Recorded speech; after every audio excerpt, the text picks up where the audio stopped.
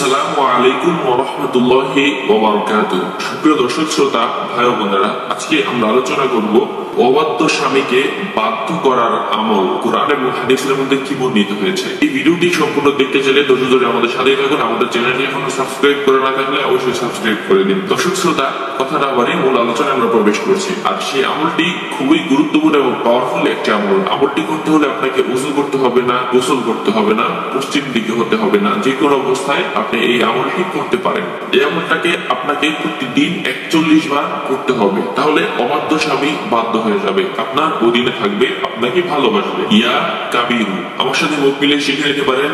ইয়া কাবিরু, ইয়া কাবিরু, ইয়া কাবিরু, ইয়া কাবিরু, ইয়া কাবিরু। 41 বার আপনাকে প্রতিদিন এই আমলটি করতে হবে। ইনশাআল্লাহ এই আমলটি যদি আপনি প্রতিদিন 41 বার করে করেন, ইনশাআল্লাহ অনেক প্রতিদান পাবেন। অনেক বোনকে আমি এই আমলটি শিক্ষা দিয়েছি, তারা প্রত্যেকেই আমাদেরকে জানিয়েছে তারা প্রতিদান পেয়েছে। ইনশাআল্লাহ আপনারাও করেন, প্রতিদান পাবেন।